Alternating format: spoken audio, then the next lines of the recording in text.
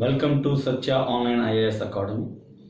Indian పాలిటీకి సంబంధించి మనం లాస్ట్ క్లాస్లో ఇండియన్ జ్యుడిషియరీ సిస్టమ్ గురించి చెప్పుకున్నాం. ఇండియన్ జ్యుడిషియరీ సిస్టంలో భారత న్యాయ వ్యవస్థ యొక్క లక్షణాలు, భారత న్యాయ వ్యవస్థ యొక్క చారిత్రక పరిణామం, సుప్రీంకోర్టు ఏర్పాటు, అలాగే సుప్రీంకోర్టులో న్యాయమూర్తులను నియమించేటువంటి పద్ధతులు, సుప్రీంకోర్టు నిర్మాణం, అలాగే మనకి న్యాయమూర్తుల నియామకానికి సంబంధించి ఫస్ట్ జడ్జి కేసు నుంచి ఫోర్త్ జడ్జి కేసు వరకు జరిగినటువంటి పరిణామాలు, ఎన్జేఏసీ ఏర్పాటు, దానికి సంబంధించినటువంటి రాజ్యాంగ సవరణలు, ఎన్జేఏసీని ఏ విధంగా మరి రద్దు చేస్తూ తీర్పు ఇవ్వబడింది, మరలా కొలీజియం సిస్టమ్ ఏ విధంగా ఫామ్ అయింది అనేటువంటి, ఏ విధంగా ఫోర్స్లోకి వచ్చింది అనేటువంటి విషయాలను మనం డిస్కస్ చేసుకున్నాం. అలాగే సుప్రీంకోర్టు న్యాయమూర్తుల నియామకానికి సంబంధించి అర్హతలు, సుప్రీంకోర్టు న్యాయమూర్తులకు ఉండేటువంటి జీతభత్యాలు తొలగించేటువంటి విధానము, అలాగే సుప్రీంకోర్టు న్యాయమూర్తులు మరి తర్వాత కాలంలో మరి ఏ విధంగా మిగిలిన కోర్టుల్లో న్యాయవాద వృత్తిని చేపట్టడానికి అనర్హులవుతారు. ఇలాంటి విషయాలన్నీ కూడా మనం లాస్ట్ క్లాస్లో డిస్కస్ చేసుకోవడం జరిగింది. ఈరోజు క్లాసులో మనం భారత అత్యున్నత న్యాయస్థానమైనటువంటి సుప్రీంకోర్టు యొక్క అధికార పరిధి, విధులకు సంబంధించి మనం నేర్చుకుంటాం. అలాగే భారతదేశంలో వివిధ హైకోర్టులు, హైకోర్టుల యొక్క నిర్మాణము, హైకోర్టు న్యాయమూర్తుల నియామకము, తొలగింపు విధానము, అలాగే భారతదేశంలో ఉండేటువంటి హైకోర్టుల యొక్క చారిత్రక పరిణామం గురించి, అలాగే వివిధ రాజధానేతర ప్రాంతాల్లో ఉన్నటువంటి హైకోర్టుల గురించి మనం ఈరోజు క్లాసులో నేర్చుకుంటాం. ఈ వీడియో మీకు ఏపీపీఎస్సీ ఎగ్జామ్తో పాటుగా ఇటీవల విడుదల చేసినటువంటి తెలంగాణ పబ్లిక్ సర్వీస్ కమిషన్కి సంబంధించినటువంటి అన్ని కాంపిటేటివ్ ఎగ్జామ్స్కి కూడా ఈ వీడియో మీకు ఉపయోగపడుతుంది. అలాగే పంచాయతీ సెక్రటరీస్ ఎగ్జామ్ కూడా మీకు ఇండియన్ పాలిటీ జనరల్ స్టడీస్ పర్పస్లో ఈ వీడియో మీకు ఉపయోగపడుతుంది. సో చూస్తూనే ఉండండి సత్య ఆన్లైన్ ఐఏఎస్ అకాడమీ. ఈరోజు మనం సుప్రీంకోర్టు అధికార విధులకు సంబంధించినటువంటి, అధికార పరిధికి సంబంధించినటువంటి విషయాలు మనం నేర్చుకున్నాం. అధికార పరిధి, భారతదేశం యొక్క సుప్రీంకోర్టు, భారతదేశం యొక్క న్యాయస్థానం ఏదైతే ఉందో దీని యొక్క పరిధి దేశవ్యాప్తంగా ఉంటుంది. భారతదేశంలో 29 రాష్ట్రాల పరిధిలోనూ కూడా సుప్రీంకోర్టు యొక్క అధికార పరిధి ఉంటుంది. రాజ్యాంగ పరిషత్ సభ్యుడైనటువంటి అల్లాడి కృష్ణస్వామి అయ్యర్ ఒక మాట అనేవారు, భారతదేశంలో సుప్రీంకోర్టుకు ఉన్నటువంటి అధికారాలు ప్రపంచంలో మరి ఏ ఇతర కోర్టులకు కూడా అన్ని అధికారాలు కల్పించబడలేదు. అందుకనే ప్రపంచంలో అన్ని న్యాయస్థానాల కన్నా భారతదేశ న్యాయస్థానం ఉన్నతమైనది, ఉత్కృష్టమైనది అని చెప్పేసి అల్లాడి కృష్ణస్వామి అయ్యర్ పేర్కోవడం జరిగింది. అలాగే లార్డ్ బ్రైస్ చెప్పినట్టుగా న్యాయ వ్యవస్థ యొక్క పనితీరు, న్యాయ వ్యవస్థ యొక్క సామర్థ్యం ప్రజాస్వామ్యానికి ఒక పెద్ద కొలమానంగా లార్డ్ బ్రైస్ అనేటువంటి న్యాయకోవిదులు చెప్పడం జరిగింది. సో ఈ సుప్రీంకోర్టు యొక్క అధికారాలు సర్వోన్నతమైనటువంటి స్వయం ప్రతిపత్తి కలిగినటువంటి న్యాయ వ్యవస్థను మనం ఏర్పాటు చేసుకున్నాం. సో సుప్రీంకోర్టు అధికారాల గురించి మనం చూస్తే ఎలాంటి అధికారాలు ఉంటాయని మనం చూస్తే, మొట్టమొదటిగా ప్రాథమిక అధికార పరిధి గురించి మనం చెప్పుకోవాలి. ప్రాథమిక అధికార పరిధి, దీన్నే మనం ఒరిజినల్ జ్యూరిస్డిక్షన్ అని చెప్పేసి మనం పిలుస్తూ ఉంటాం.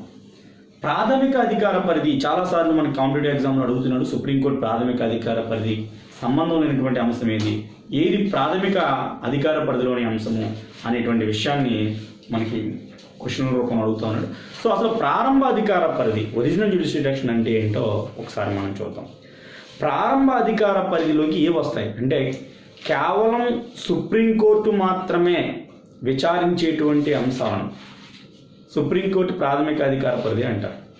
అంటే ఇలాంటి అంశాలు వేరే రాష్ట్రాల యొక్క హైకోర్టుల్లో కానీ లేదా వేరే న్యాయస్థానంలో కానీ మనం విచారణ చేయించడానికి అవకాశం ఉండదు, అప్పీల్ చేసుకోవడానికి అవకాశం ఉండదు. కేవలం సుప్రీంకోర్టులో మాత్రమే విచారణ చేయాల్సినటువంటి అంశాలను మనం ప్రారంభ అధికార పరిధిలోనికి వస్తాయి, సుప్రీంకోర్టు ప్రారంభ అధికార పరిధిలోనికి వస్తాయి. అంటే కేవలం సుప్రీంకోర్టు మాత్రమే విచారణ జరుగుతుంది దీనికి సంబంధించి.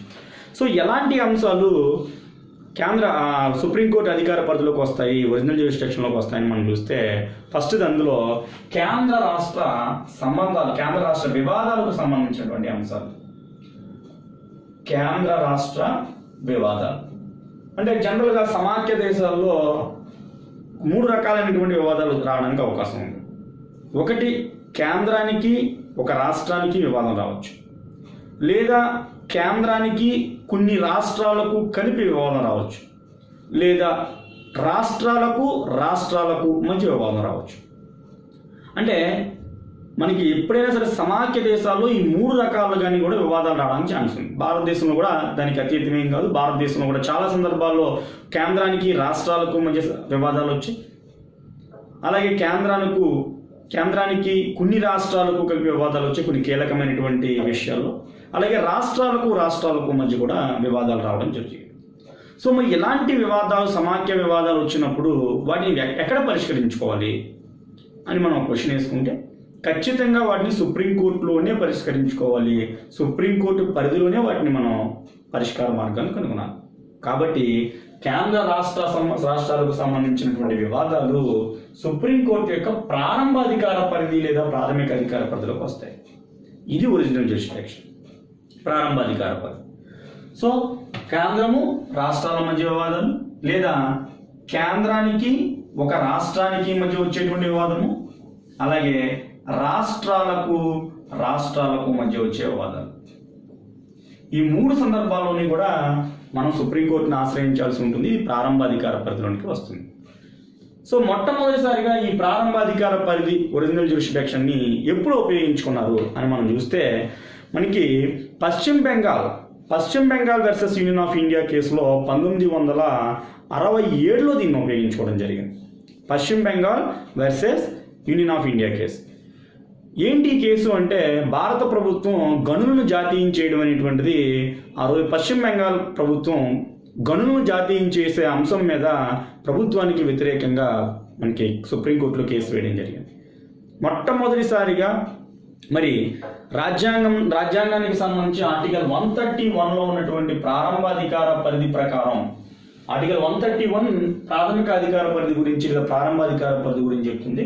సో దీని ప్రకారం పశ్చిమ బెంగాల్ ప్రభుత్వం ఏం చేసింది అంటే, కోర్టులో కేసు వేసింది గనుల జాతీయకరణకు సంబంధించిన విషయంలో. అలాగే 1978లో Karnataka versus union of India కేసులో కూడా, కర్ణాటకకు సంబంధించిన కేసులో కూడా మరి రాష్ట్ర ప్రభుత్వాలకు సంబంధించి రాష్ట్ర ప్రభుత్వాలపై న్యాయ విచారణ చేయించేటువంటి అధికారం కేంద్ర ప్రభుత్వానికి లేదు అని చెప్పేసి మనకి 1978లో Karnataka versus union of India కేసులో కూడా మనకి తీర్పు ఇవ్వడం అనేటువంటిది జరిగింది.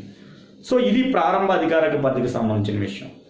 ఇంకా ఏమి ప్రారంభ అధికారంలోకి వస్తాయంటే, అంతర్రాష్ట్ర వివాదాలు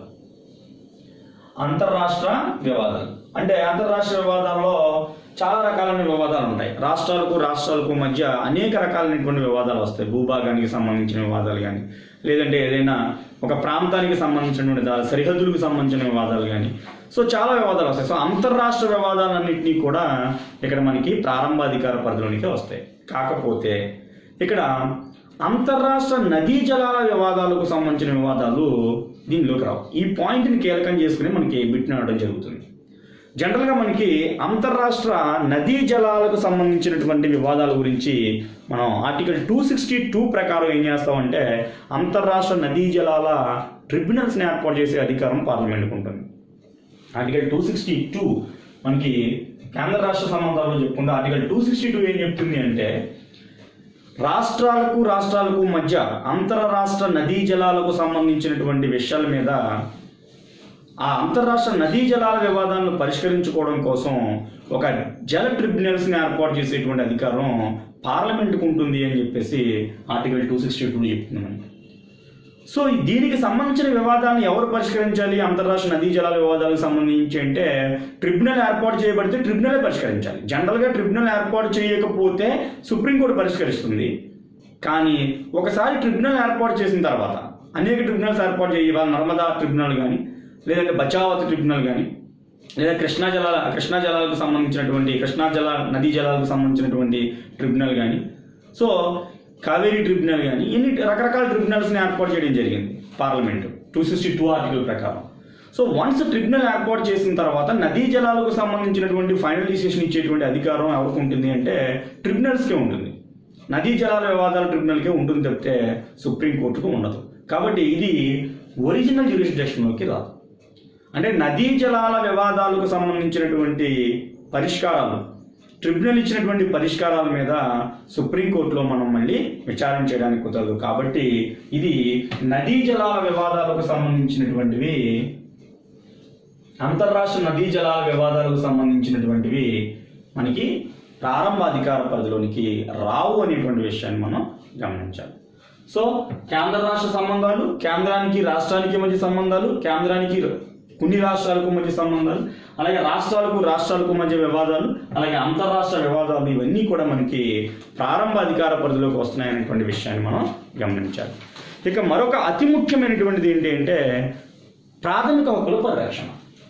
ప్రాథమిక హక్కుల పరిరక్షణ మనకు తెలుసు, రాజ్యాంగంలో 3వ భాగంలో ఉన్నటువంటి ప్రస్తుతం ఉన్నటువంటి 6 ప్రాథమిక హక్కులకి కూడా భంగం వాటిల్లితే మరి పౌరులు మరి ఆర్టికల్ 32 సబ్ ఆర్టికల్ 1 అనుసరించి మనకి సుప్రీంకోర్టు లేదా హైకోర్టుని ఆశ్రయించేటువంటి అవకాశం ఉంటుంది.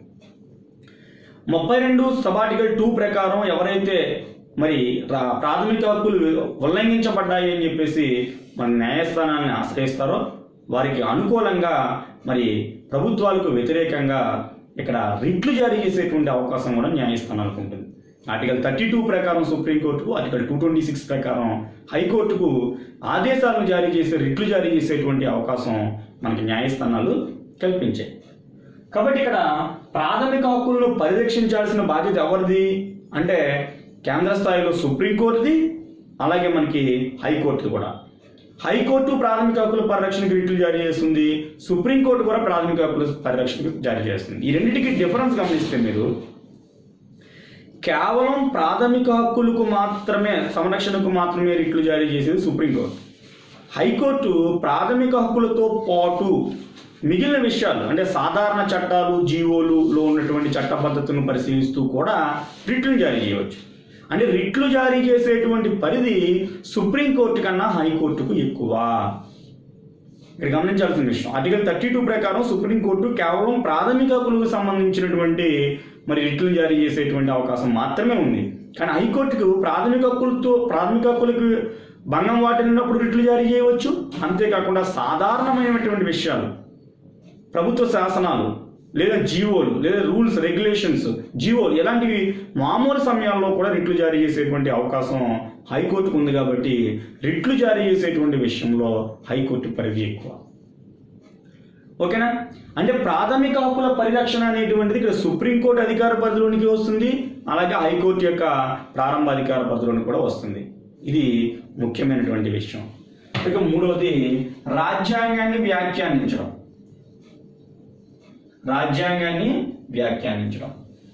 మనం ఆల్రెడీ చెప్పుకున్నాం, ఒక రాజ్యాంగంలో ఉండేటువంటి పదాలను అర్థ వివరణ చేయాలన్నా, రాజ్యాంగాన్ని వ్యాఖ్యానించాలన్నా అది రాజ్యాంగ ధర్మాసనాలు చేస్తాయి. కాబట్టి ఇది అధికార పరిధిలోకి వస్తుంది.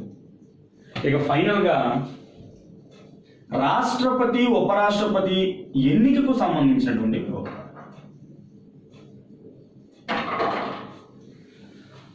రాష్ట్రపతి ఎన్నిక కానీ ఉపరాష్ట్రపతి ఎన్నిక కానీ జరిగిన తర్వాత ఆ ఎన్నికకు సంబంధించినటువంటి వివాదాలను ఎవరు పరిష్కరించాలి అంటే ఖచ్చితంగా సర్వోన్నత న్యాయస్థానం అయినటువంటి సుప్రీంకోర్టు పరీక్షించాలి. కాబట్టి రాష్ట్రపతి, ఉపరాష్ట్రపతి ఎన్నికలకు సంబంధించిన వివాదాలను పరిష్కరించడం అనేటువంటిది సుప్రీంకోర్టు యొక్క అధికార పరిధిలోకి వస్తుంది. ఇది చాలా చాలా చాలా ఇంపార్టెంట్ ఏరియా. ఎందుకంటే దీని మీద గతంలో చాలాసార్లు బిట్ అడిగాడు.